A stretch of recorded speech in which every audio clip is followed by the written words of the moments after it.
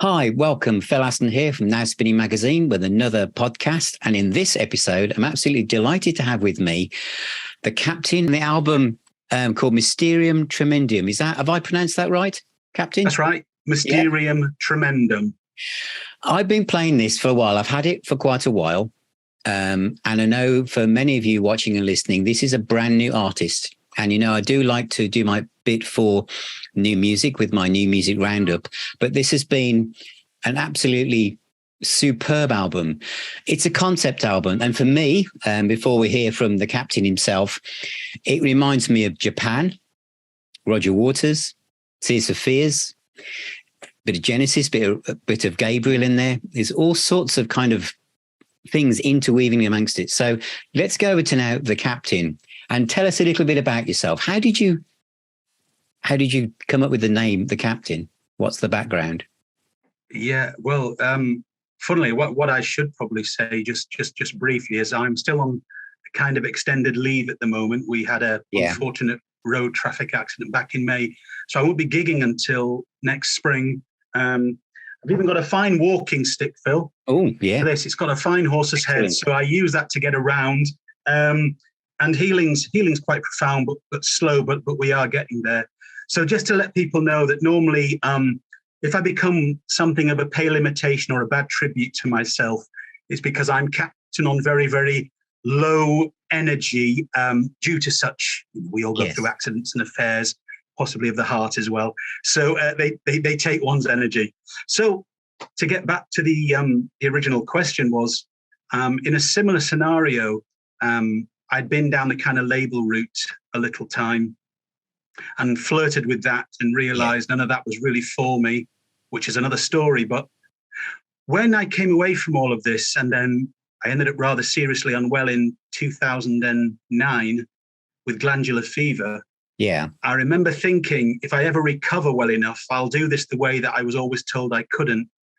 Because when you work with labels or people that attempt to curate or dictate how one's career should be, you're told what you can and can't say, and you're told what you can and can't record, or how you should present it, or this should be shorter, or this shouldn't be quite as cerebral.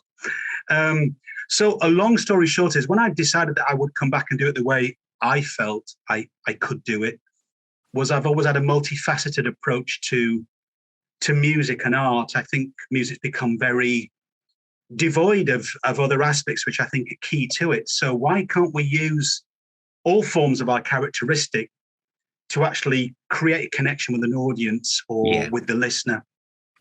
And I thought when I came up with the name, the Lost Waves referred to all the things we don't see and all the things we've tended to, I mean, more now than ever, probably. We live in a very noisy world. We're saturated in distraction. So I thought Captain of the Lost Waves might be an idea, that I'm captain, because I don't really believe in any form of militaristic hierarchy. Somebody once reviewed me at Edinburgh Fringe and said, he's far too nice to be a captain. I said, you're missing the point. The point is that I'm only a captain in title, but what am I captain of? It's almost a sense of the disenfranchised, or the things we don't choose to see. The Captain was a play on words, really. Captain of the Lost Waves, Hidden Gems, Chapter 1. It's all there. No wonder I've remained as underground as I have, Phil. I think some of it might have been even subconsciously intentional. But I do enjoy the underground. I do enjoy the magic that comes from that place, and making music and art in a sense of almost a karma yoga approach, which is you completely absorb yourself within the art and the creation, art for art's sake. And the difficult thing, it took me many years to learn, was not to worry about the fruits of my actions at the end of it. That's the hardest challenge for any artist or person who makes their living from their art, because you're saying, I'm going to create everything to the best of my ability at this point in time.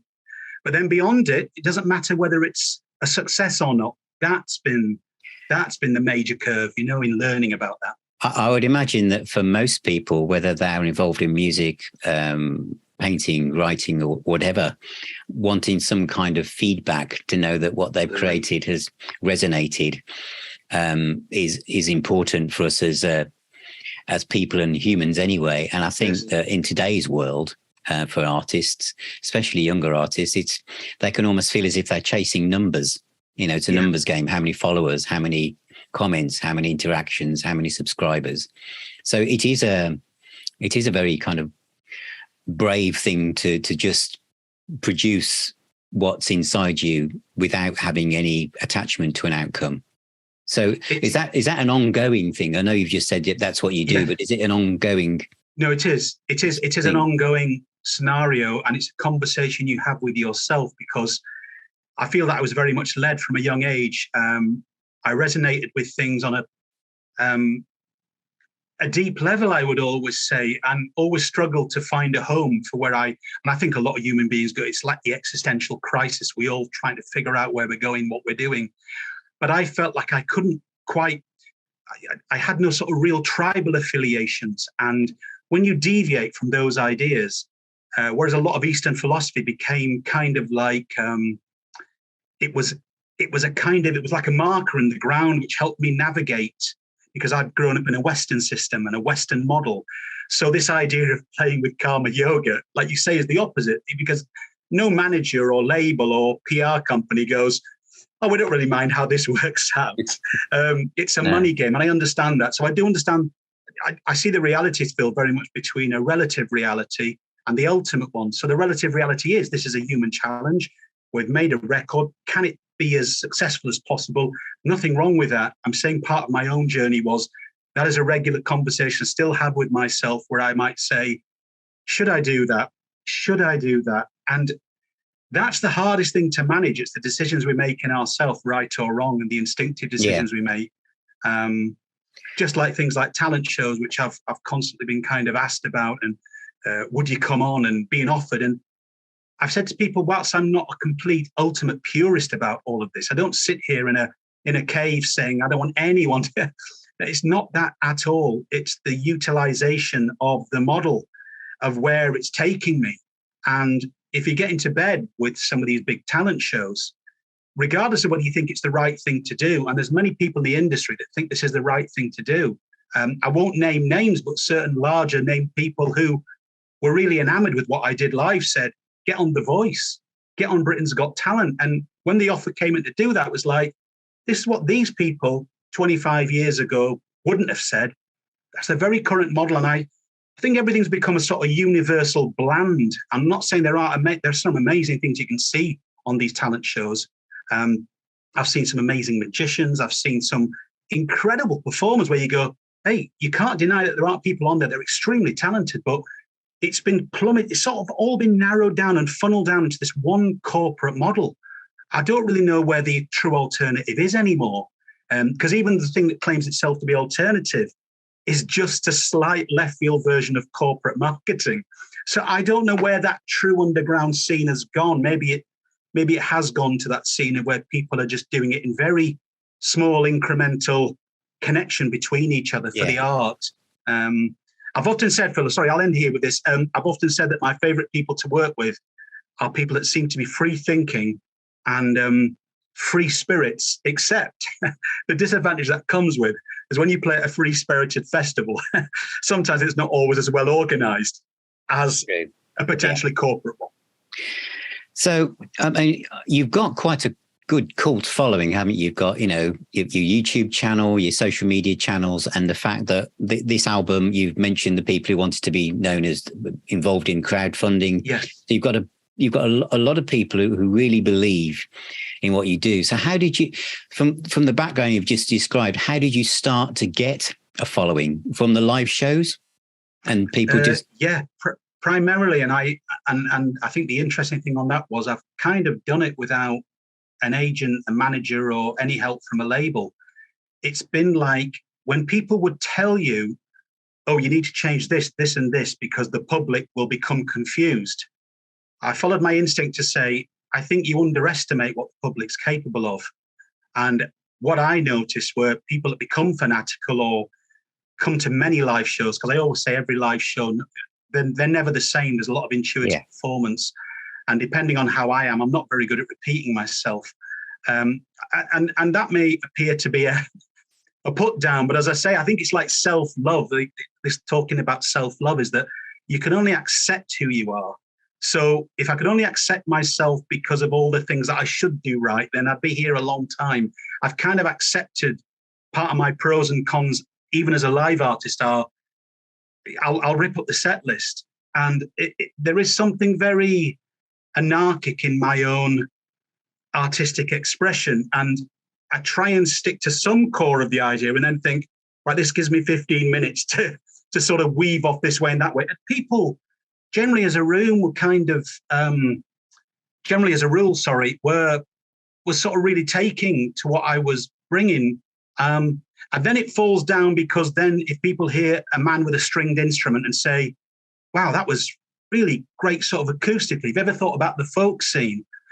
And I have inhabited little bits of that, but there's a folk scene, and a folk scene. There's certain scenes which allow new music or a new idea of what folk music is. And then there are the traditional ideas of what folk music is. And I don't sort of veer it all into those levels, but I think there's so much music that's folk music that isn't described as such anymore. I think that the thing about listening to this album, and I played it just before we started this interview, is that, and now you've just said that, like it's so not folk. It's a concept album. This is how I see it. It's like pastoral prog. It's very English. There's a spiritual element to it as well. There's the choirs, there's the production. The production, to all of you watching this thinking, should I give this a listen? The production is superb. And that's where I think the Tears for Fears type of feel. And because obviously those guys were just brilliant at producing music. Yeah. But the sound and the technical, sound of this album is just up there with anything that would come out on a larger label like Universal or BMG or anybody. It's up there. I mean, when you were making the album, what was the kernel of the idea behind it? I mean, how did it come about, this album? I know it's part 3 of a trilogy, which makes it even more prog when you think of it like that. So how did let's go back to the first part. Yeah. You visualized this happening after the other two? Was your vision in place, or has it come along as you've put it together? Yeah, that's interesting, because what did happen was chapter 1 started off in this almost, there was 2 or 3 songs that were almost slightly whimsical, like Danger, about there's an epidemic of singer-songwriters. It was a kind of like love song to myself. Stop taking yourself so seriously. We've got enough singer-songwriters to, So there was this sort of play. There was this play with fun at a Captain show, plus this profundity. Then into chapter 2, it became more production. There was elements that nods to sort of even Morricone. Chapter 3 originally, Phil, was classed as, I thought, chapter 2 was all recorded on tape. And that was a real labor of love. Every single instrument is recorded on tape. Yeah. And once I knew that chapter 2 was done, I thought, that's it. That's as big as we're going to get production-wise at this point. And then chapter 3 is going to be the late night Captain album, which you put on prior to sleep. That was the idea in my head. So I had songs bouncing around and thinking, yep. And then lockdown happened. One of my closest friend, who was the sort of main other person on this record, Damien Clark, who's brilliant synth and pianist.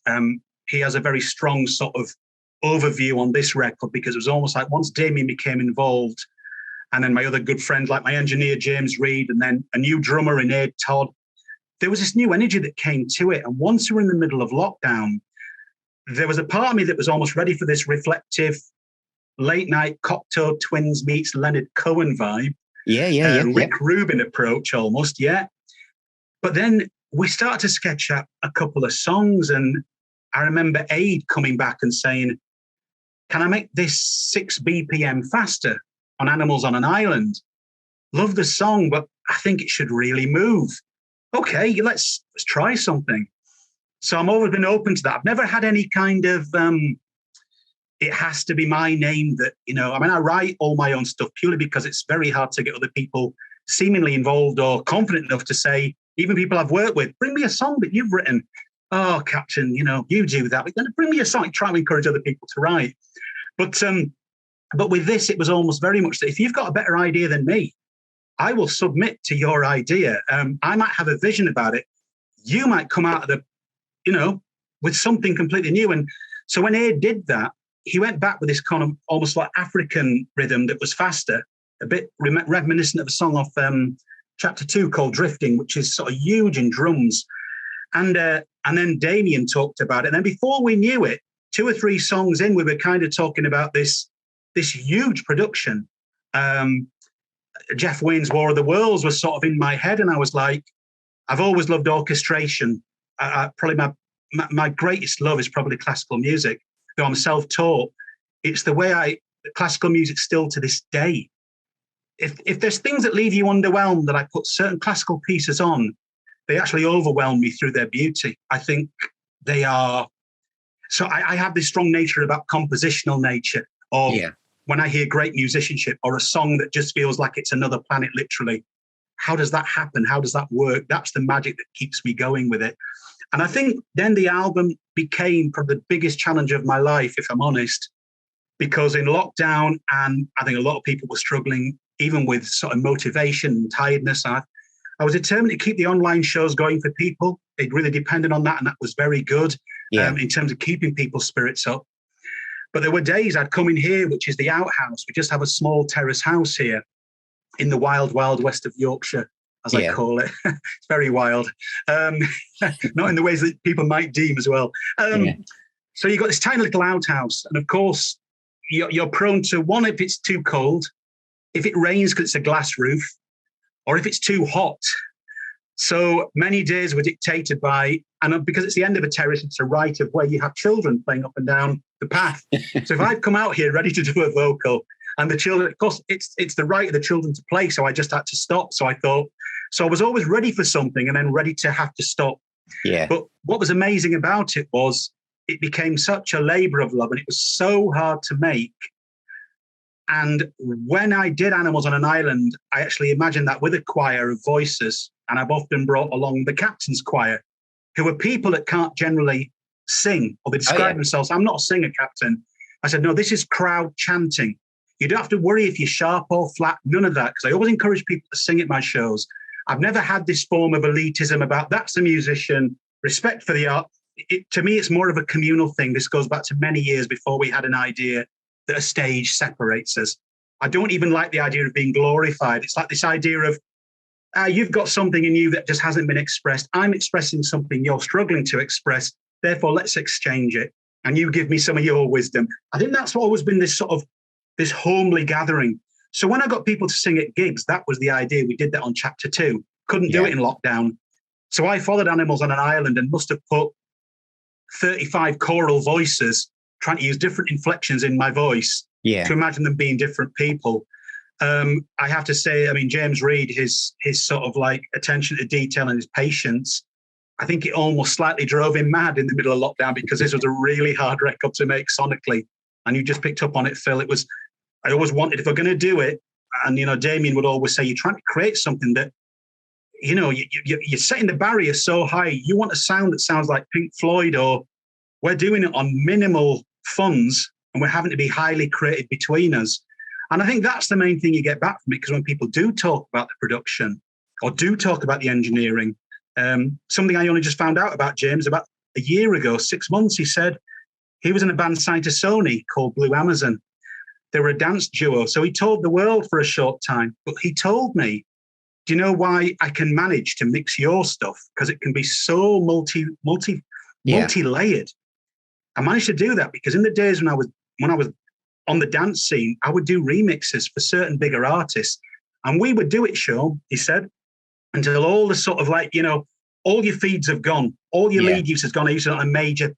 And he said, I was used to, I used to have a reputation that I could take 80 tracks and create this thing. And that's what he's very, very good at. Damien uses a probably production overview with me, but James is engineering, because I think if I'd given that to most engineers, they'd have just gone, I can't do this. Because it was too much for anyone. And I tried to reward him the best I could without having a major label budget, you know?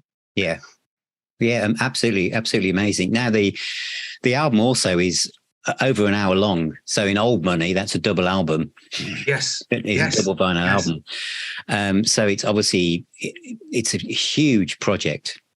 It really is. I mean, you mentioned a while ago about the fact that you really love classical music and certain music really touches you. What have you been your key influences, is artists or albums or songs over the years? I think I've always had this strange affliction and strange love of melody. And I love experimental equally, but if there's not a melody to hold me, even if it's veering very loose or it's like a maggot melody, there's something about melody that gets me every time. And I remember, well, my first memory of music was Cat Stevens, Tea for the Tillerman. Yeah, yeah. And the first thing that hit me about Cat Stevens, and still does if I hear that record, was it felt like, I don't know, it was so, the depth of his voice and the playing, and there was something about it that felt like, I don't know, it was like a parental figure that made you feel everything was going to be fine here. There was a warmth and there was a beauty to it. Is that the album with Father and Son on, is it? That's right. Yeah, that's right. Yeah. And there's so many beautiful songs on there. Where Do the Children Play? And Sad Lisa. Yeah. Longer boats are coming to win us. There was this feeling of, it felt like what you wanted to find in a church. Mm-hmm. It sort of nourished me, and it stayed with me to this day, that music somehow has always felt sacred to me. That there's this healing quality in it. And I think the essence of that was the start. So my love of melody, growing up with my uncle and my grandparents, there was a lot of soul music. I remember my uncles were sort of big Beatles fans back in the day. So then I'd inherited a little bit of that by the time I got to 10 or 12 and listened to the Beatles for the first time.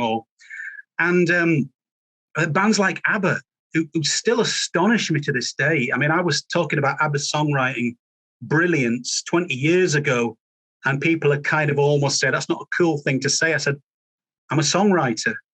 And when a song makes you slightly envious or slightly jealous and you wish you'd written it, I can't tell you how many times I've done that about an ABBA composition. And because I always had the sense of imagination.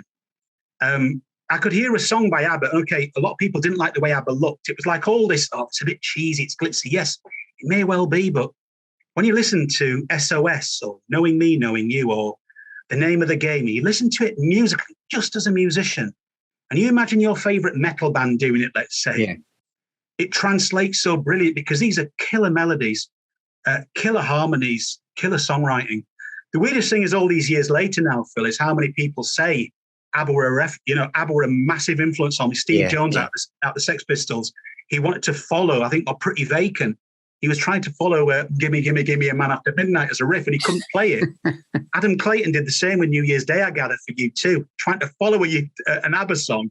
And then I just saw an interview recently with Captain Sensible of The Damned, who said, I never want to say it back in the day, but I was such a fan of ABBA.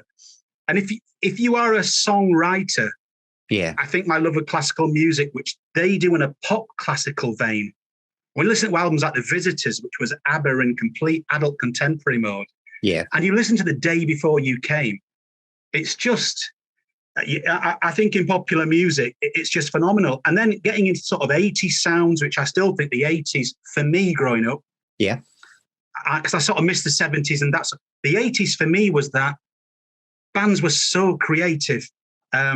Everything I love from Tears for Fears, Japan, Talking Heads, Adam and the Ants, Kraftwerk, Prince. I mean, you just named those and you remember Top of the Pops. I mean, we were spoiled, really, Phil, and the magic of that music. And I've loved certain metal things. My love of AC/DC goes back years to early Bon Scott, because what a vocalist. And the way Angus and Malcolm Young, something in their rhythm textures in AC/DC that really, really got to me and still do. So I don't have I've always been one of those people so completely eclectic that whilst classical might be my main desert island thing, you play any of these records, from the Pistols to the Damned to ABBA to Hot Chocolate to The Beat, Yeah. If it's a great song, there are things you might vibe with more because you affiliate with them more because there might be a more visceral feeling to it. Or, I was into bands like Spear of Destiny, Killing Joke, because there was something shamanic and quite menacing. I love the darkness in music as well. I think there's great. I think a lot of darker music tends to stay with us more. Love is more effusive. So the darker the emotion, Roger Waters, Pink Floyd, it resonates because there's something within the human psyche that will resonate with darker music more than, oh, that's a happy song. When you're happy, you don't always think about it. You only think about things much more when you're going through a darker period. And I think that's why we all affiliate with those things at some level. You mentioned about the healing power of music, because saying that music is the healer is one of my kind of catchphrases when I do a lot of my videos, because I've always felt that whatever music you put on in a room changes the atmosphere of that room. Absolutely. Forever, Absolutely. Depending on who's visited it, whether it's Tangerine Dream or ABBA or whatever. Yeah. I mean, what's so you want to talk about that in a bit more depth about why you feel that music is like a healing power? Yeah, because I often think things, people put a lot of memes up, like you were just explaining there, Phil. You'll sometimes get these, I mean, they're great, but you get these sort of lazy memes about how music can, but like you say, it's a certain energy and a certain interpretation of music. Yeah. So it's a bit like going to a children's tea party and all the children have gone. There's an energy, a residual energy in the air that makes you feel happy. Yeah. And we've all walked into bars or venues or where the energy is much lower. Yeah. It feels like something's about to kick off. And we all have that. Some people might call it psychic, but we all have that. It's just been kind of dried up in us because I think it's a muscle that needs to be used like anything else. I think in terms of the healing journey, because I would hear music on different fronts, there was music that felt like it was a warm duvet around you. Yeah. Or like an absent parent whispering in your ear, or an angel, I don't know. There was that feeling. Then there was the visceral jumping up and down.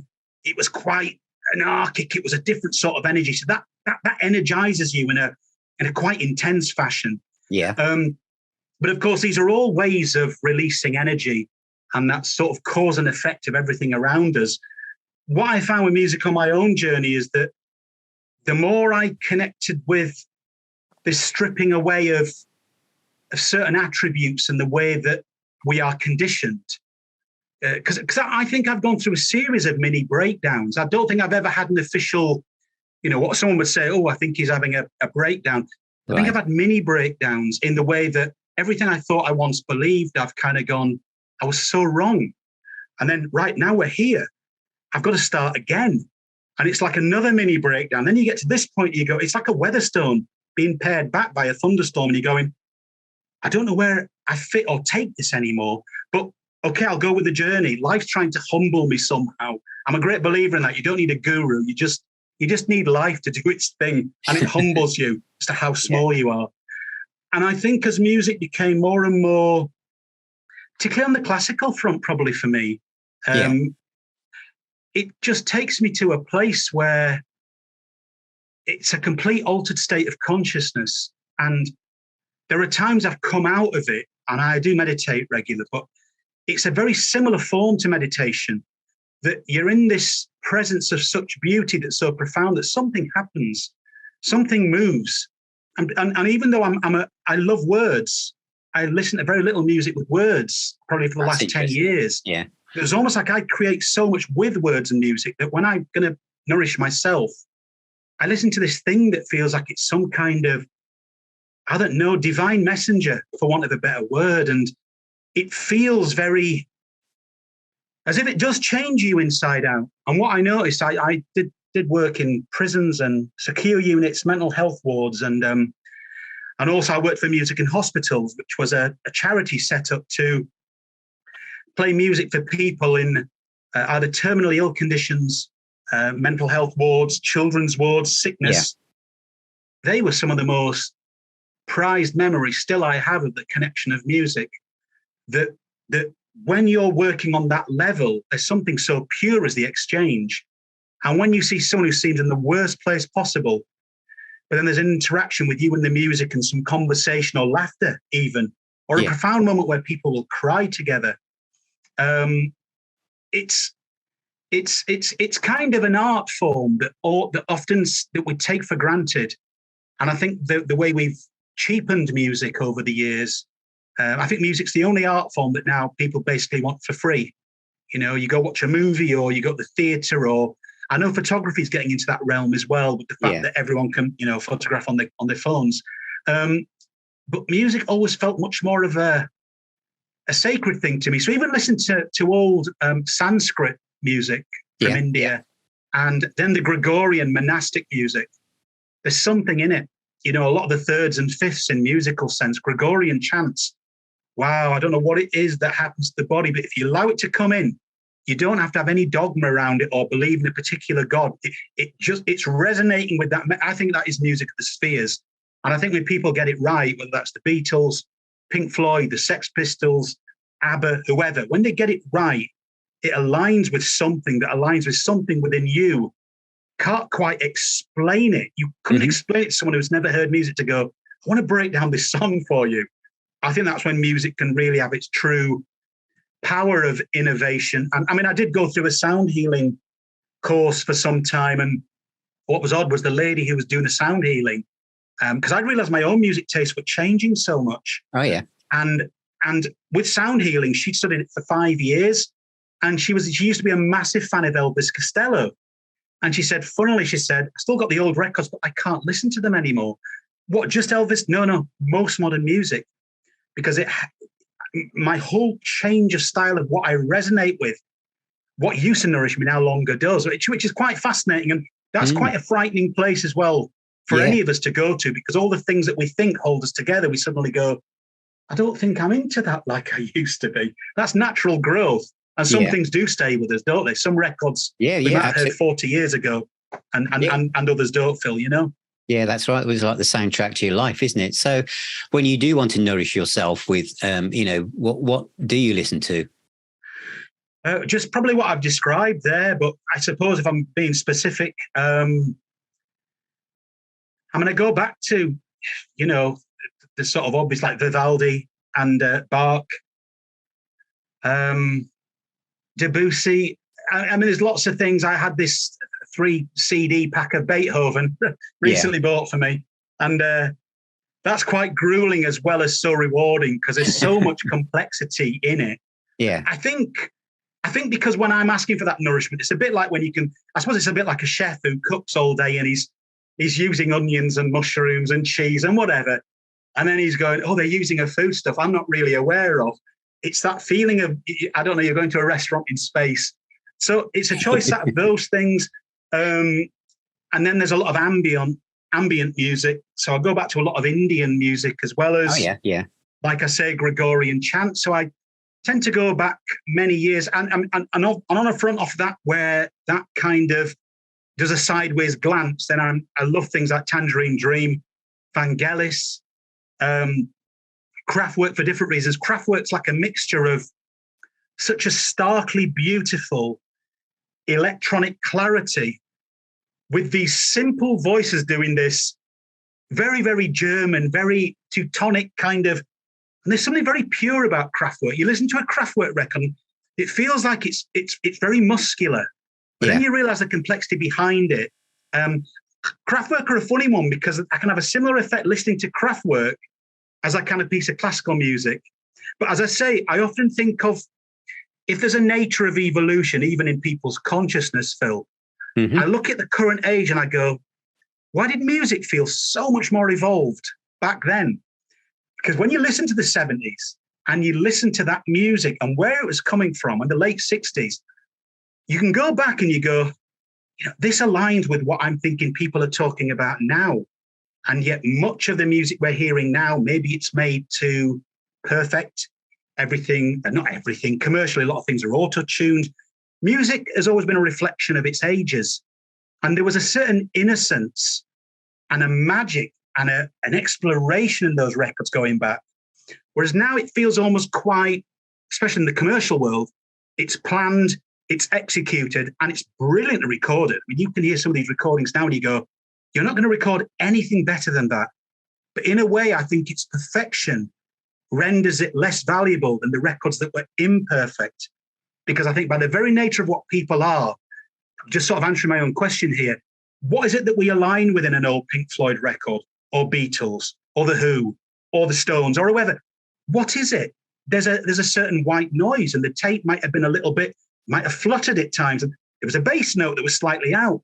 That's what we love about it. That's what we love. And I know a lot of young kids may not always be aware of that, but there's enough young kids that are going back to older music and going, what is it about that? What is it about that? You know, we listened to Kashmir the other night by Led Zeppelin, and you go, what is that? You know, I'm Only Sleeping by the Beatles on Revolver, one of my favourite songs.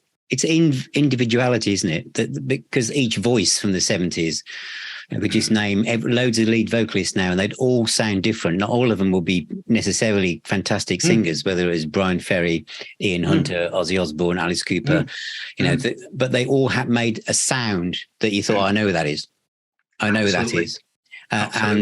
And that's why I think with modern pop, it sounds fantastic, but it sounds more like a product that it's coming out of a machine. Now, going back to your journey, because you obviously come across as a very driven, positive person, but as you say, when you started the interview, you've had a very, very serious car accident, which has completely thrown all of your plans up in the air. But if you hadn't have mentioned that just for the few seconds where you said, oh, by the way, I've had this, nobody would have believed. Yes. Nobody would have known that behind the scenes you've had one hell of a journey. And as you said before that, you were very ill with glandular fever. How do you put that into context with your journey and your outlook on what you're doing? Yeah, it's a curious one, because I do have friends in my life, or people have always said, that's your problem. You always see the good in everything. And I used to have people that I played with who said, don't ever become as cynical as us. The thing about me is I'm well aware of the pros and cons of human nature. I've been let down many, many a time. I've been exploited many, many a time, Phil. I've gone through the mill like many people. I think my only ambition, if I had an ambition, was never to become fully bitter.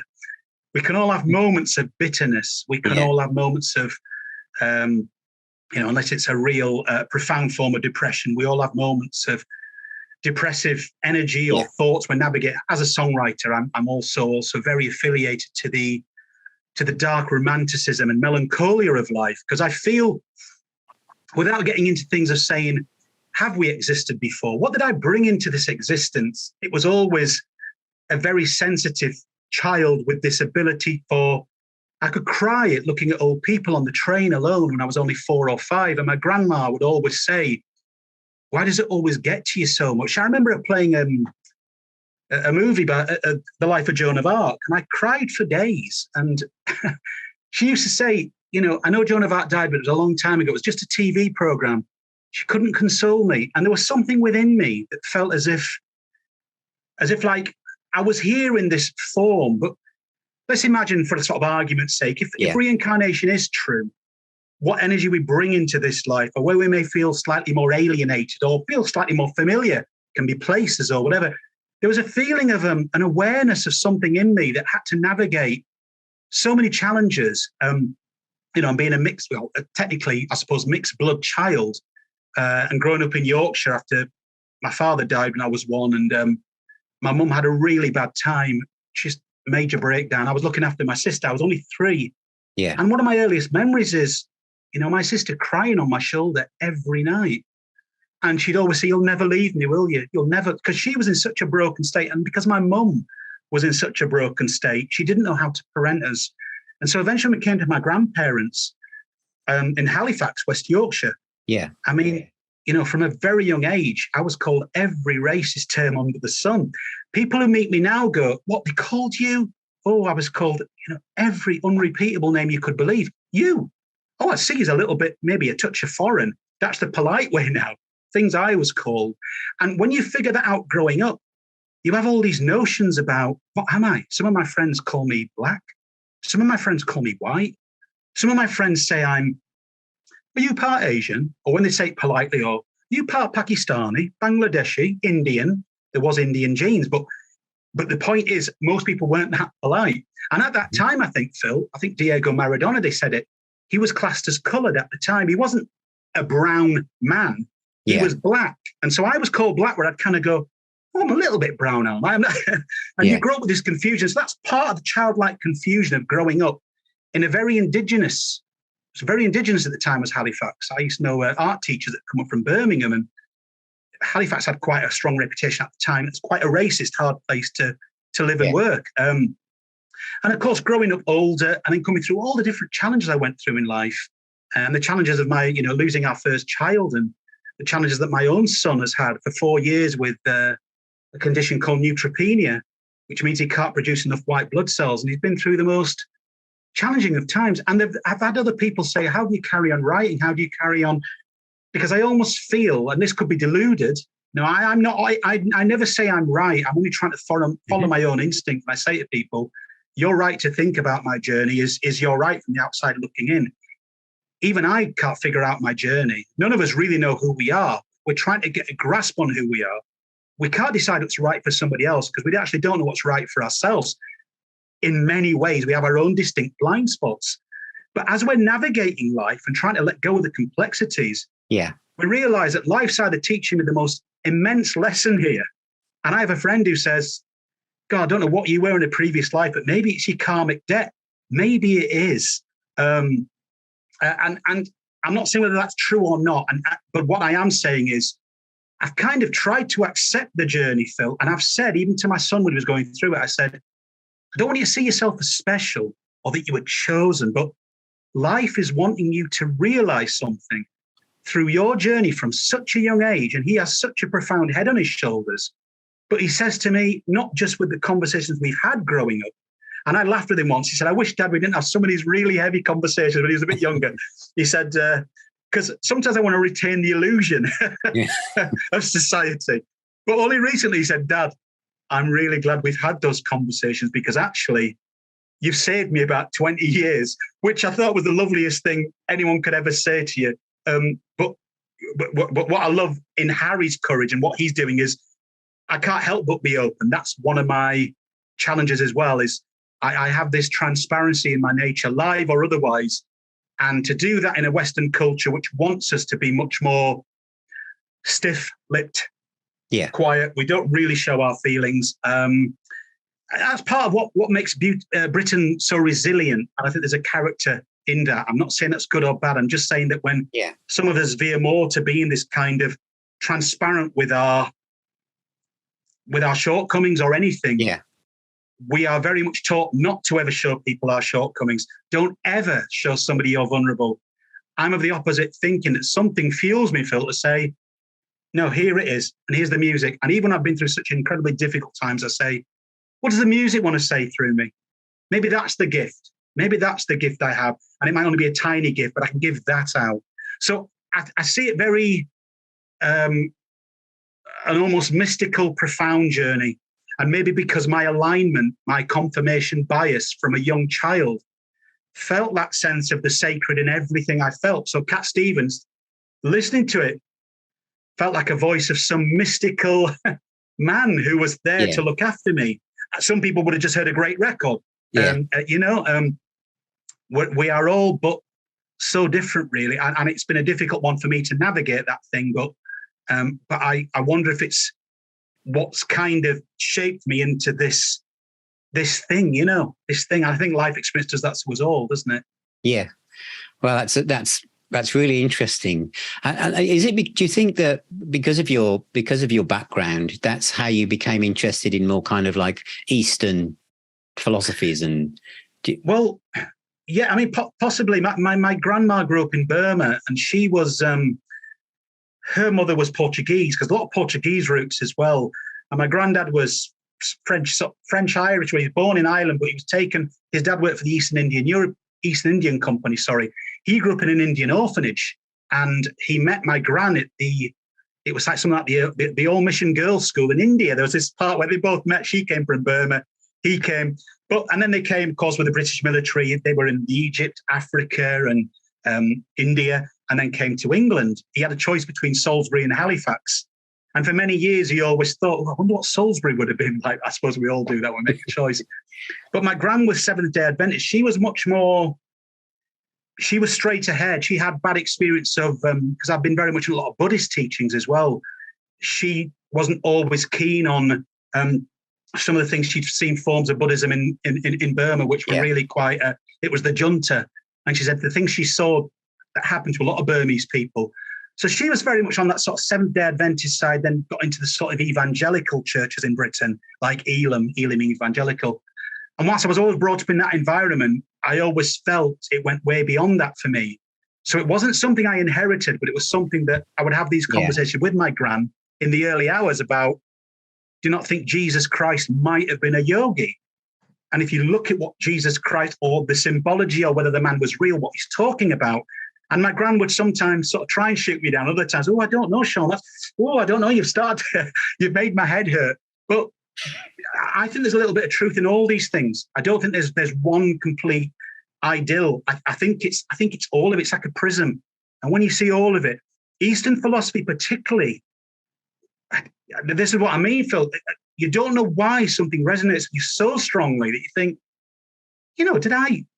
what's my yearning to be sat meditating in the hills for weeks in silence? Most people would see that as a complete bore. And I'm not saying that there aren't moments I can meditate for a while, but then people get back to doing things, or we're watching a movie, or most people, what's that old thing that it was about as much fun as a Buddhist stag do is the old joke. How people might see my approach to certain things that resonate with me. But I think because the East has so much to teach us, and including the old ancient sort of Chinese culture, and like the Tao Te Ching and Confucius, and these are incredibly bright sort of just, I actually think a lot of people are looking back now again, just like I'm saying with music. We're actually coming to this point of evolution by saying, actually, the true wisdom, even the earlier Christian mystics, it's like listening to a yogi and you go, this is really profound stuff that I think we've only really scraped the surface of. I suppose the short answer to that question is, I don't know whether there might be something in me as a genealogy thing, or part of your genealogy that's resonating with a place, or even the way people look. I must admit that since my gran passed many years ago, my uncle that I grew up with, because they were much darker skinned than me, there's always this feeling that when I go into an Indian restaurant, or it feels like I'm home. So on a physical point of view, when I see, it could be my uncle. So there is that definite. So I suppose if you're Nordic, or you're Swedish, or you might have blonde hair and blue eyes, there's a sense of, there's an affiliation. So I think on a physical level, there was definitely that feeling of, I feel like I've come home. And because it feels like when it's good, there's this openness for discussion about all spiritual aspects of life that we don't really, and even though I went to, the Church of England when I was in the Cub Scouts and things, it wasn't about joy to me. It was far more rigid. You had to be confirmed, and we take the fine, and he shall. Everything felt like a toll. It didn't feel like. Whereas there's joy in. I'm not saying there's lots that's wrong about India, and on a political sense, but I'm talking about the seeds of something. I think like even the seeds of even Catholicism or any teaching, there may have been some beautiful seeds of it. What they've morphed into. Bit like MPs. Yeah. You sort of think he started off as a good guy and then eventually ended up so corrupt that, I think that's just the same of all human nature, really, So because before I even knew that aspect of you, I could tell that from the album, it's a very deep album. And I've always felt that, as you said, that a lot of music doesn't need words. But it still touches you. It can carry your emotion. If you're feeling a bit down, you can put something on that's uplifting, and it changes. As I've said, it changes the room, but it can change you. And this album to me is a journey. It's a great sounding album, as we've said. And obviously you've been through a lot this year, and you're obviously looking really, really well, as I look at you now. I'll probably collapse now for 2 days, Phil. So what are the plans for this album? Are you hoping to do some gigs in 2023? Yeah, Yeah, that's the idea, to try and, even though it's officially released Tuesday the 27th of September, it's had some great national press. I've just got a 5-star review from Rock and Reel for it again. That's my 4th 5-star review on a run. And not that I'm into plaques or trophies, but I was laughing with the guy who, should I get a plaque for this? 4 5 stars? I feel very blessed. I had PROG magazine just did a mini review, which was really favourable. But, my friend was saying that's a great few lines. It's a shame they didn't do a full review. But yeah, I mean, press is getting more and more limited. So when you're picking up press, it's great. The idea is with the record, because I can't tour it now this year, I'm going to try and do something from next spring onwards, and just finding venues which will be right for it. And it may well be that when I go out and often do a lot of solo work, that's because I'm a purely independent artist, in the way that unless you're selling big halls, there was an idea to tour this with the band this year. There was an idea we should take it out as it is. Because all that's now been curtailed, it's how can I re-enter the fray next year? Will it be some small solo shows initially, or storytelling events, or just little events of my own that I put on? Try and do it in a gentle way and build up. But I think hopefully by spring, I'd be aiming to try and get, I can't walk without a stick unaided at the moment and things, and it's still a struggle to play. So I can play a little, but I can't sing yet without pain because I got a sternum injury. Yeah. So if I can get back to that point of come spring where I think, right, because the captain's shows are very physical. In fact, physical for a man half my age. I don't know what I'm doing, Phil. I've had 20-year-olds approach me and say, you must be on social or recreational drugs. I mean, your recent video you shared with me is fantastic. Was that filmed before your accident? Before the crash. The crash, yeah. I did a video for that, Death of the Attention Span, and a video for Animals on an Island. And those are the 2 that were both recorded in April. And the crash happened on May the 22nd. We've just been trying to edit things in between, where I couldn't even sort of really communicate effectively the first month, because it was such a difficult thing to concentrate. That's, like I say, I was talking to somebody the other day, I said, oh, you don't sound like, I wonder if this is a performance thing as well, Phil. I've done it for so long. You can tap back into some old latent memory, and you can do it. Though it's never a performance, it's always just myself, but it feels I'm back in the fold. Yet things are really aching, but I can sort of, it's like often like any performer can carry a gig, say thank you to everyone, and then collapse because he's done it, because that's part of what he does, Yeah. So there are 4 videos ready. Another 2 are lyric videos. Obviously, I can't do anything physically for a while, so I was glad at least I got those 2 in the bag. And there's a couple of other things as well from a church concert we did last December, when there was a whole complete power cut, and we filmed the whole thing in the dark with a bit of light, which is fab. So that's going to come as well. So there's a few things. At least I'm thankful I've got a few things there, Well, it's for those of you watching, because we've talked a lot about, we've gone into absolute depth of you as a character and the person behind the music. But I would say this is a prog album, and it's so well. It's not. I've talked about the production, but it's not just the production. It's the way it's sequenced. It's the way the story unfolds. It flows really, really well. It's a great hour of your life, that you can put this on and just float along the top of it. I love the song "Death of the Attention Span" because that's obviously aimed at the way that a lot of us, our attention's been hijacked every 10 seconds by our phones and everything else. But it's an absolutely superb album, and they can tell us a bit more about the musicians who've been on it. You spoke about the guy on the drums, but your keyboard player is really at the heart of this, isn't he? Yes. Damien is a very dear friend, and he's very I would say he's like an extreme version of, let's put it this way, he's a very thorough artist in so many ways. He's a visual artist, he's a brilliant creator, he sculpts as well.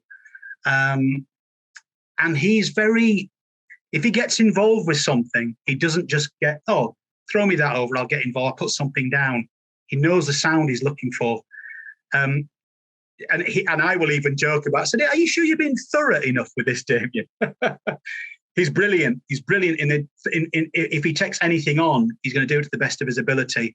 And whenever he's worked on anything of mine, he will throw his whole soul into it to say, there's a few new things that he was working on before and saying, I haven't quite hit the sound. I know the string sound I wanted. We'll go back to a Morricone reference. He's sort of like a library, but he's very instinctive and very artistic in the way that he might look at something, but then look at the work that goes into it. In fact, he taught me more about karma yoga, probably prior to me understanding the concept of it more than anyone, because he would work on something for 5 years and he would then say, you release it when you're ready. But you don't mind. If it's 10 years, it's 10 years. Hang on, you've worked on this for 5 years. So his whole overview as a person comes into it. And I think when I said to him that in my mind's eye, when these songs were coming together, these were big songs, a lot of them. And I said, I want to join the whole thing and you'll be the scene that joins everything. So then his intros and outros became this ambient, like sleep music. Yeah. And I also said, Phil, this album should make you feel like you're tripping, whether you've had anything or not. I want it to be an album where people completely lucidly feel like they're tripping to this record. And we'll go through where we'll inhabit every song. We'll pay reverence and homage to the song. And of course, after every song you come out, then it takes you into this lovely sort of soft bed of sounds. And it sort of centralizes you. And then it grounds you. And then, something else is happening. And like you were saying about the journey was really key about starting quite sort of slightly sort of like ominous, but in this kind of, what are we seeing? What is the Mysterium Tremendum? It was an early Christian mystic, and it was Rudolf Otto who came up with the term that when we have life-changing events, we feel a sense of beauty. We are awestruck, but there's also a sense of terror, because it's a bit like joy. You can't control joy. And when your body or your senses feel this thing, and I have this idea with the record that the captain on the trilogy has entered. He's finally within the Mysterium Tremendum. And so there was all these little ideas about these characters or myself and on this journey. And then when you get to the end of the record with Paper Aeroplanes, there's this lightness of feel that you've come through this darker journey and you're coming out towards the light. And then, of course, if you leave it on 2 minutes, there's 3 hidden tracks as well. Yes, I noticed. Yeah. Yes. One being called Avoidance of the Void, which is all about everything I was talking about earlier. And the last track's called Hidden, which was all about my being chased by TV talent shows and what I would have sung back to them. It's a sort of nod to the judges, you know, because there's so many people who say, well, if you're so good, why doesn't anybody know you? And you could name that of thousands of people. Yeah, exactly. So that was my nod to all those people who never get out of their bedrooms, but might be a modern day Mozart. No. So will there be a part 4? No, I think the trilogy is now done. It was always going to be 3 parts. There will be more music as the captain, but I felt that Hidden Gems Chapter 1, Chapter 2, The Circus of Morality, Chapter 3, Mysterium Tremendum, that's closed that particular chapter of what I've always had a thing for certain numbers. 3 is one of those numbers, the triad of all things, the symbology of the Trinity, this cosmic sense of, 3 is the magic number. So there was always this idea of a trilogy. So then records from on here will just have standalone titles. Brilliant. So if people now, after listening to you and understanding more about the music and you, where's the best place for them to pick up this album? Either my website, which is captainoftheLostwaves.com, or Bandcamp. So everything's on Bandcamp. All my back catalogue's on Bandcamp as well as the captain. And I can I'm not on any of the streaming platform, right or wrong. You still have doubts about whether you've done the right thing, because the amount of people that tell you they'd like you on a Spotify playlist. I'm not on Spotify anymore. So I realized from a business point of view, it's not always a good move, but I'm not on any of the other platforms bar Bandcamp. So I thought Bandcamp was the only one that felt it resonated with me. And I've always been on this kind of musical Robin Hood journey. I'm only one tiny artist, but I thought, how do we get back to making, and it's my own probably somewhat naive approach, because I want to find the value in my own music to say, you can only buy this now on vinyl or on CD, or you can actually download it on Bandcamp. But I didn't want it everywhere. It was everywhere for about 2 or 3 years. And I almost felt a sense of, I don't know, the hard work and toll and hours people put into things. It's like sculpting or any form of craftsmanship. And then you just go, let's stick it all over Spotify for it to be background music. And I as I say, that might be idyllic. I'm not saying it isn't probably classed as a naive business move, but I almost felt, again, it's that thing, Phil, of that voice inside you that's going, walk away from it. This isn't a good business move. Walk away from it. We'll be all right. I'm not always sure. And if I'm not all right, I'll be asking that voice why he's made me make so many decisions that didn't help me on a business front. But there is something in me that that is on this kind of idea beyond what our prescribed ideas of freedom are. And I'm one little artist who's doing it, but it feels like we have to find a way. I think the music's just symbolic of a far greater thing that's happening within society and the world. That unless we value what we do at some level, it becomes disposable. And it was an old friend of mine years ago in a blues band who said, as soon as you can copy and paste something, you already realize you've lost its value. Brilliant. And, I yearn for a day where you could only buy something on vinyl. Imagine that. Even my son says, imagine that you've no radio. Oh my God, this is on vinyl. Be like gold dust, wouldn't it? And that's what it used to be like, in a sense, growing up. Yeah, that is what it used to be like, very much so. Well, thanks very much, Captain. Thank you for your time. And so if you want to find out more, it's captainoftheLostWaves.com.